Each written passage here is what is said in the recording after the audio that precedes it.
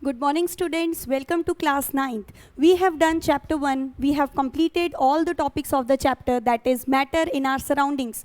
What did you meant by matter? Matter was anything which occupies space and has a definite mass. It is known as matter. Now what we are dealing is with chapter 2.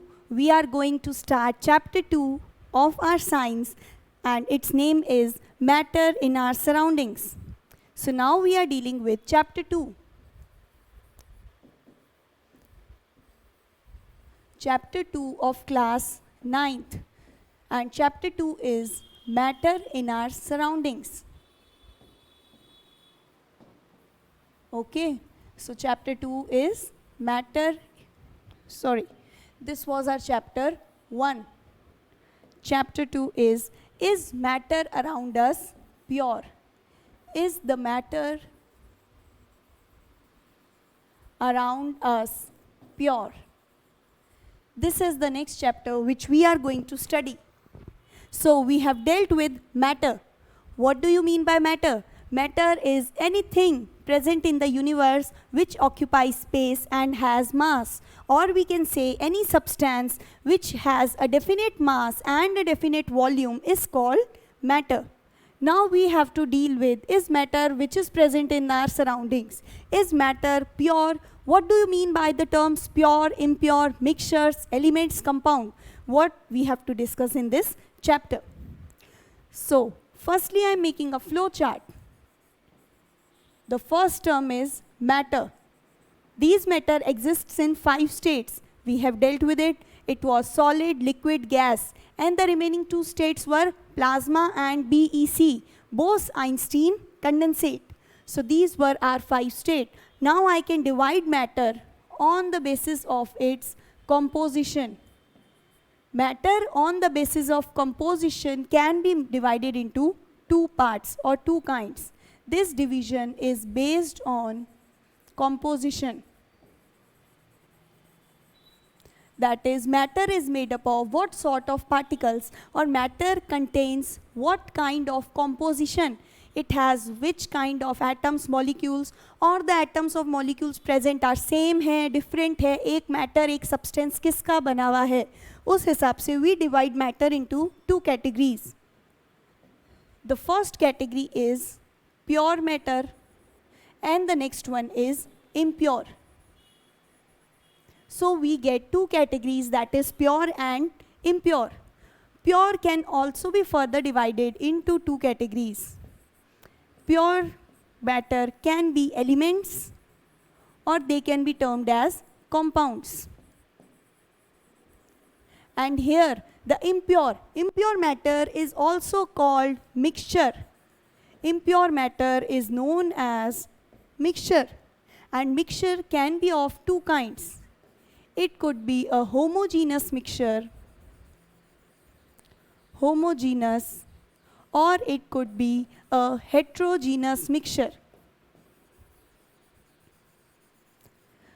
Okay, this is the flow chart of the different categories of matter. Matter on the basis, what is matter? Anything which occupies space and has mass is called matter. On the basis of its composition, composition means वो किस तरह के particles का बना हुआ है, उसमें सारे particles similar हैं और dissimilar different हैं. उस हिसाब से we have the 2 categories, that is pure and impure. Pure and impure. Impure matter is known as mixtures. Pure matter is further divided into 2 categories. This is elements and compounds, and mixtures can be of 2 kinds. The mixtures can be homogeneous or heterogeneous. Now we'll take individual terms and define it. So for matter, I am defining it here. Matter is anything which has mass and occupies space. उसे हम कहेंगे matter. Matter has 5 states. The 5 states are solid, liquid, gases, then plasma, and the last is BEC, which is Bose-Einstein condensate. These are the 5 states of matter. Then pure substance. What do you mean by pure? Let's see. Pure in general sense means containing no impurities. Okay? If I say you to define what do you understand by the term pure, what you would say? Ma'am, which doesn't contain any impurities is called pure. Okay? Yes, this is in fact the correct definition. Pure substance is the substance which has no impurities. And for the impurities, we can use a term adulteration. So substance which is free from adulteration or free from impurities, it is called a pure substance. Substance which is free from impurities, or a scientific term is adulteration. So we can write a pure substance as the substance which contain no impurities. Okay, then we can say pure substance. How can we define a pure substance in the concept of science, in the context of science? So a pure substance, if you get a definition in exam, you would write, it is the matter. Pure substance is the matter which is made up of, the matter which is made up of a single type of substance. This is called a pure matter or pure substance. Anything which is made up of a single type of substance is called pure. Okay? So here pure means it is made up of a single type of substance. What would the term impure mean then? Impure, again it would have the just reverse of these two definitions. It would have the general definition as the matter which contains impurities. We can write matter which contain impurities is called impure. Or we can say in a more particular sense that the matter which is made up of, matter which is made up of different type of substance, it is called impure. Matter which is made up of different types of substance or matter which contain impurities is termed as impure. And it is also known by the name mixture. Impure matter, it is also known as mixture.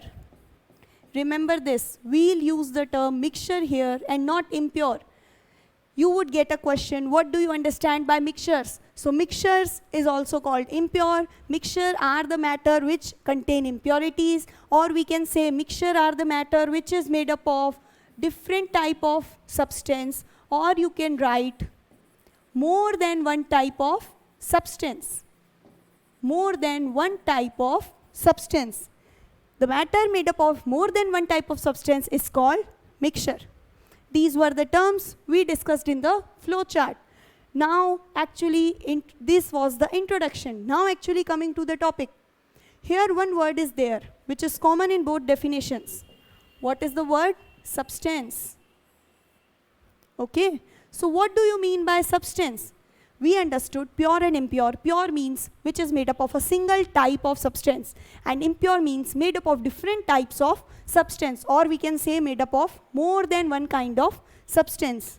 So what do you understand by the definition of substance?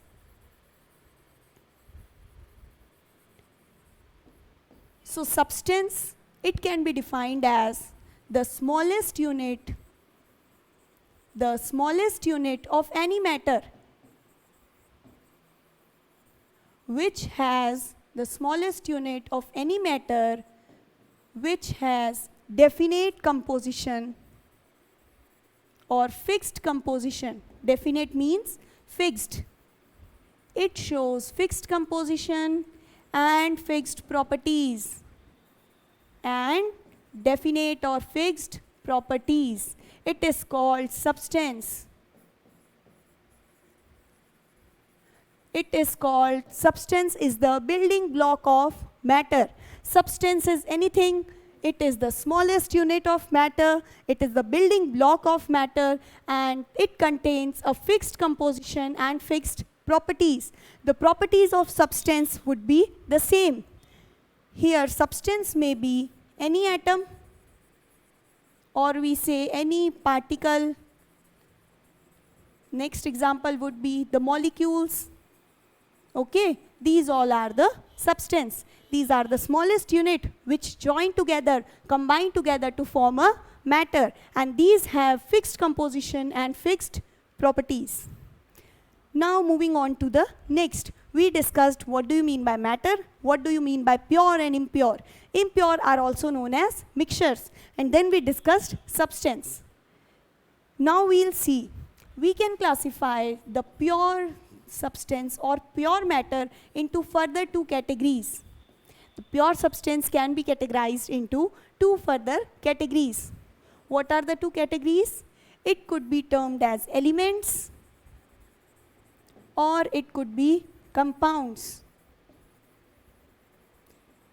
We will study a differentiating work between elements and compounds. If you get a short note or definition of elements, you can write this portion. For the compounds, you can write a next. And we'll study a differentiating account of both, the difference in their properties. So understand very carefully, listen very carefully. Elements. Elements are the matter which cannot be broken down, which can't be further broken down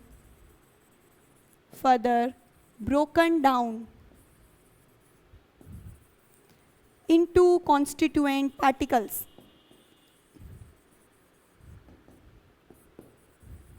Okay, so what do you mean by element? Elements are the substance which cannot be further broken down into constituent atoms or constituent molecules, whereas compounds, they can be broken down. They can be broken down. The next point of differentiation would be surely an example. For example, we can divide the elements into three more categories. Now we are dividing the elements into three more categories. Elements, pure matter is divided into two parts, elements and compounds. Now the element is further divided into three more categories. What are the three? The first category is metals. The next category is metalloids. It is metalloids. The third category is non-metals.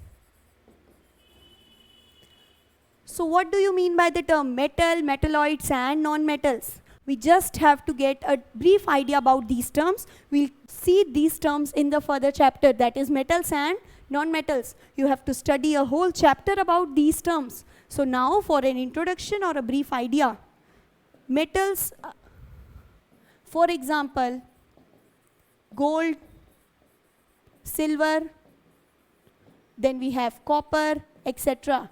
These all are called metals. What are metals? This is gold, silver, copper. Metals, they have some properties, that is metals have luster, they shine. Then metals are ductile. Next properties, metals are sonorous. Metals are malleable. These all properties you will deal in detail in the next chapter. For now, just see that metals are certain compounds which have some definite properties. What are the properties? They are lustrous, that is they shine. They are ductile, that is they can be drawn into wires. A metal piece can be made into a cylindrical wire form. Sonorous means, what does the term sonorous means? Sonorous ka matlab they produce sound. Metals on vibrating with the object produce sound. And malleable means they can be drawn into sheets. From a metal piece, you can make a sheet out of it. So these are called metals. What do you understand by the term non-metals? Non-metals, the compounds which does not show these properties, ductility, malleability, sonorous and luster, these are called non-metals. Examples of non-metals would be carbon, silicon, oxygen, these all are non-metals. And what does the term metalloids means? Metalloids are the compounds which shows intermediate properties between metals and non-metals. Those compounds which do not show all the properties of metals, nor do they show the properties of non-metals. They somewhat resemble to the metals and somewhat to the non-metals, but they do not completely belong to the category. So we have made a different group, it is metalloids. So here metalloids are the compounds which are an intermediate, which show intermediate properties between metals and non-metals. Okay, so this was the division or classification of elements. We divided elements into three parts, that is metals, non-metals and metalloids.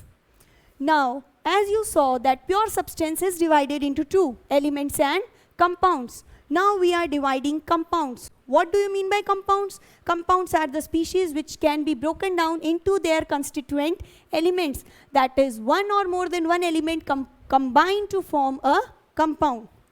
For example, we have a compound called water, H2O. Compound, there is one property that their constitution remains fixed. That is, on formation of the compounds, the elements join in a fixed ratio. Okay, the ratio of the different elements remain constant or fixed during the formation of compound. This can be explained with an example. Consider an example of water. Water, you all know, is H2O. Here, as you can see, two atoms of hydrogen combines with one atom of oxygen to give water. This is their ratio according to their number of atoms. But if you give the ratio according to mass, you know mass of hydrogen is 1 unit. So here two hydrogens are there. The total mass of H2 would be 2 units. And oxygen of atom has the mass of 16. So we get the ratio of their mass to be 2:16. When this ratio is converted to simple form, we can write 1:8. 2 ones are 2 and 2 8s are 16.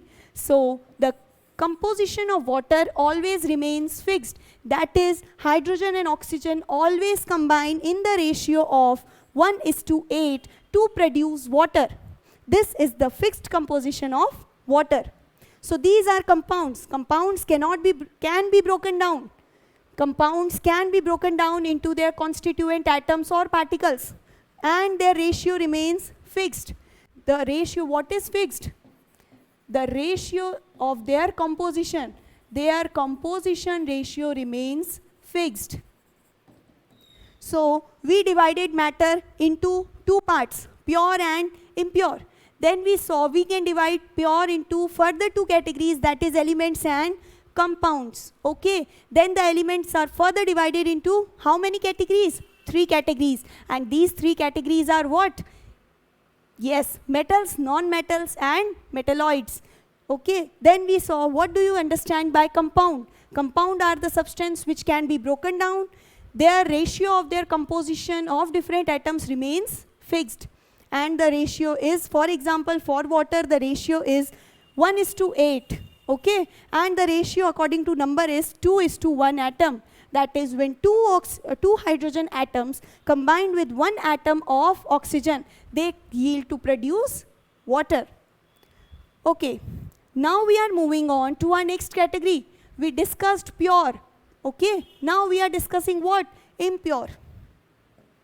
Now we are discussing impure substance or impure matter. And for impure, what is the other name of impure? Impure means mixtures. So now we are studying about mixtures. What do you understand by the term mixtures? Mixtures are the compounds which are made up of more than one type of substance. The compounds which are made up of more than one type of substance are called mixtures. Mixtures are divided into 2 categories. We discussed recently. What are the 2 categories called? The categories are called homogeneous mixtures and heterogeneous. These are the 2 kinds of mixtures, homogeneous and heterogeneous. Okay?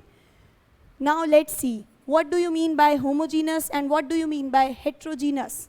So we'll again study a descriptive account, a differentiating account of the two. Homogeneous mixtures. These are the mixtures which have uniform composition, which have or which show a uniform composition throughout. Uniform composition throughout their volume. Homogeneous are the mixtures which show a uniform composition throughout the volume. And heterogeneous. Hetero means divided into layers. Homo means which is equal in all respects. Okay. So here the hetero word means different or made up of different kinds of layers. Heterogeneous are the mixtures. Heterogeneous are the mixtures which show non-uniform composition. They are just reverse of homogeneous mixtures. Homogeneous mixtures contain uniform composition throughout, and these do not contain uniform composition. That is, they have non-uniform composition throughout their volume. Okay. So this is the basic point of difference or the definition of homogeneous and heterogeneous.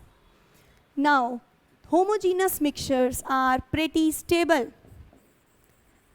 They show stability, whereas heterogeneous mixtures are not stable. These are not stable, or we can write they are unstable. This is the next point of difference between homogeneous and heterogeneous. Homogeneous mixtures do not divide into layers. They do not get divided into different layers. Into different layers when left undisturbed. When left undisturbed. That is, when you leave a homogeneous mixture and let it away from you, then it doesn't separate into layers. It remains as it is, as it was kept. But here the heterogeneous mixtures show division into layers. They show division into different kinds of layers when they are left undisturbed. When left undisturbed.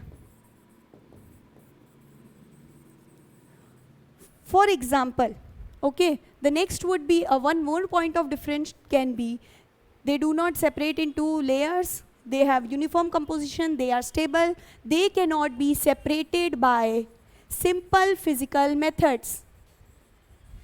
They can't be separated. These mixtures can't be separated by simple physical methods like filtration. You can't separate a homogeneous mixture by filtration, but these heterogeneous mixture, they can easily be separated out. They can be separated out by physical methods such as filtration or any other physical method. The point is this, they can't be separated, and these heterogeneous mixtures can easily be separated out. Now, for example, the example of homogeneous mixture would be salt solution, that is salt dissolved in water. You can write salt solution, or the next example can be sugar solution. These are the homogeneous mixture. But heterogeneous, for heterogeneous what do we have? Heterogeneous mixtures are if you dissolve sand or mud in water, okay, or if you dissolve oil in water. We can see that if I take water in a beaker and dissolve a given amount of salt, this solution, now these will have a uniform composition. Okay, I am explaining it with the example. The first point was these mixtures have a uniform composition throughout. That is, if you take a glass of water and if you dissolve, say, sugar, 2-3 spoons of sugar, if you drink the water, it would taste sweet. Yes or not? Yes, definitely it would taste sweet. But if you remove half of the water and then you taste it, the same, it tastes sweet. So this means they have a uniform composition. They have same taste. Either you drink it from the bottom or you throw away some and drink it from between. Okay? The taste at the top would be same as the taste at bottom. So this means these mixtures have uniform composition. Then they are stable. If you kept the sugar solution which you made, that is you took a water and then you put some sugar, this solution would be stable. It would not divide into layers. एक बार dissolve होने के बाद it would not be separated, that water comes up and sugar settles at the bottom. No. Once it is mixed, it is not divided into layers. That means it is stable. Then we say it cannot be separated by simple physical methods like filtration. Can you separate the sugar dissolved in water by filtering it? No, I am saying the dissolved sugar in the water cannot be separated by filtration.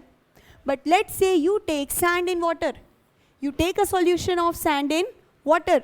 What do you observe? These mixtures have non-uniform composition throughout.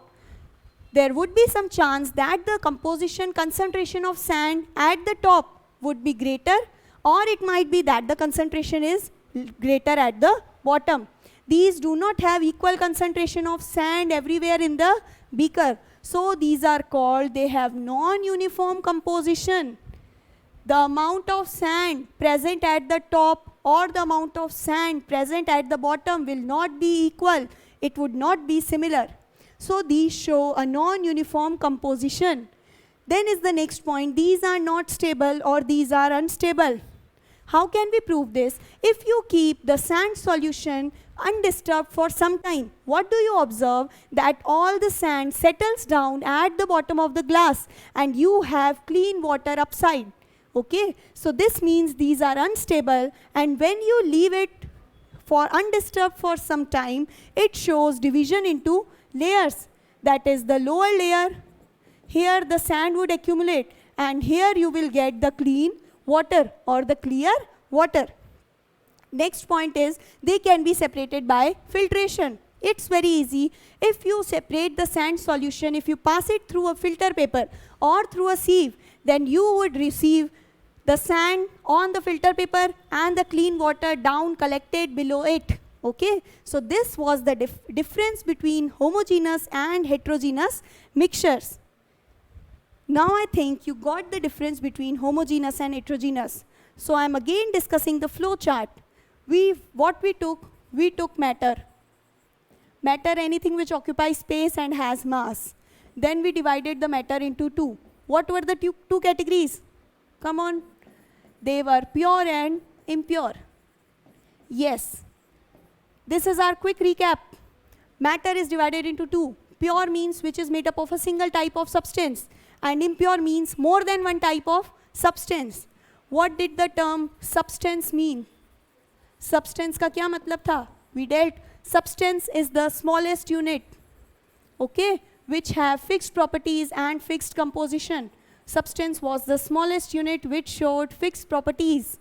Then we divided the pure matter into two kinds. They were elements and compounds. Elements and compounds. And impure matter was called what? Impure matter is called mixture. Mixtures were further divided into two. These were homogeneous mixture, and the next was what? Heterogeneous mixtures. We studied homogeneous and heterogeneous mixtures. Then I also divided the elements into further three categories. Do you remember what were the three categories? Correct. The three categories were metals, then there were non-metals, and at last there was metalloids. So these were the three categories. This is the whole introduction of the chapter. This is what we learnt. Okay? Now proceeding to the next part. You can take its screenshot. Okay? You can prepare notes. You can learn the definitions and do various examples. I hope you have got the point. Now what we'll study is we'll study three different types, that is solution, suspension and colloidal solution. What do you mean by solution? We'll study different physical properties of the solution, definition of the solution. Then we'll proceed to suspension. Suspension mein again we'll study what is suspension, examples of suspension and their physical properties. And at last we'll deal with colloids. Colloids are a very important topic for the chapter. Okay, colloids mein we'll also study the different types of colloids. We name colloids differently. Aerosols, salts. What do you mean by aerosols? Salts, their examples. It is the most important topic. So now what we are starting with is solutions. We will deal what do you mean by solutions. The first category of the chapter. Solution. So if you got the introductory part of the chapter, you would definitely be explained or be able to understand the terms which are used in the definition. Let's start. Solution. Solution is a homogeneous mixture. Solution is what? Solution is a homogeneous mixture made up of two or more than two substances. Solution is a homogeneous mixture made up of two or more than two substances. This is the definition of solution. And we have already discussed what do you mean by the term homogeneous mixture. Mixture means it is not pure. The impure substance is called mixture. And homogeneous means it has a uniform stable composition throughout it. So solution is a homogeneous mixture made up of two or more than two substances. This is the definition of solution. What are the examples of solution? The examples of solution can be salt solution, that is salt dissolved in water. Salt dissolved in water. Or you can write sugar solution, sugar dissolved in water. So this is the definition of solution. It is a homogeneous mixture. Remember this thing. It may contain two or more than two, any number of substances. Examples are salt solution and sugar solution. Now what we are dealing with, we'll see the properties of solution. And these properties are actually their physical properties. You all know the difference between physical and chemical properties. Chemical properties symbolize the chemical reaction which anything undergoes. And here we are dealing with physical properties. So the first physical properties is that size of, or we can write the first physical property, that it is homogeneous in nature. Solution is homogeneous in nature. Okay, this is the first physical property. The next property can be size of the particles. Size of particles of solution is very small. The size of particles of solution is very small. And what is the exact measurement? The size of solution of particles is equal to 1 nanometer. Nanometer is 1 into 10 to the power minus 9 meters. Okay, which is 0.000000001. 1 nanometer is very small size, that is 10 to the power minus 9 meters. The particles of solution are such small. The next property will be, I am writing the next property here. The third property is particles of solution. Particles of solution, because they are so small in size, so these particles can't be seen. They can't be seen by naked eyes. Okay, we can't see the particles of solution. We need a microscope to see the particles. So this is the next property, that particles can't be seen by naked eyes. Fourth property is why we can't see them? Because their size is small. They can't be seen due to small size. Due to their small size. The next property is again related to size. Because of their such smaller size, they do not scatter the beam of light passing through it. That is, the fourth property is due to such small size, due to such smaller size, the solution or the particles of the solution do not scatter. They do not scatter a beam of light which is passed through them. And this scattering of light is not shown. Beam of light passing through it. Why they do not scatter the light beam? Because their size is really very small. So these do not scatter the beam of light passing through it. And the substance which scatter the beam of light, this effect is called Tyndall effect. Okay, the scattering of beam of light is called Tyndall effect. What do you mean by Tyndall effect? Tyndall effect is nothing. If you take a solution and let's suppose I have a solution here. This is my solution. And if I pass a light beam, then the light beam will pass straight through the solution. But some substance, like we'll study in colloids, if I take a colloidal solution, then what would happen? If I pass a beam of light, on passing it would spread into various components or it would scatter. A single beam of light passing through the colloid would scatter into various constituents or various beam. But in the case of solution, a single beam of light passes and remains single. It does not show any scattering. So the scattering phenomena is known as Tyndall effect. Understood? So Tyndall effect is the scattering of light beam. Tyndall effect is what? Scattering of light beam. This is called Tyndall effect. So these were the definition of solution, examples and their properties. I explained all the properties of solution. That solution particles are very small. They can't scatter the beam of light. Then their size is 1 nanometer. Due to such small size, we can't see the solution by naked eyes.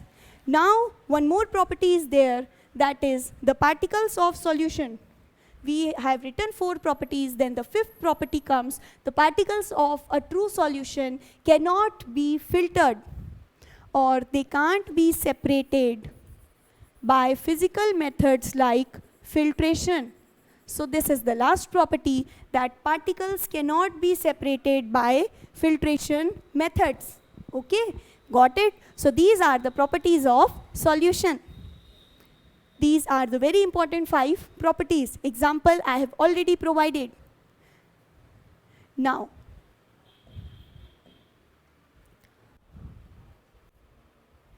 we can take an example. Okay, or I am writing solution. Solution is made up of 2 things. Now you have to know what does solution contains. So solution contains 2 or more components. One component is called solute and the other component is called solvent. What do you mean by solute and solvent? Can any one of you answer? Yes, solute. Solute is the substance which is taken in small quantity. Okay, what do you mean by solute?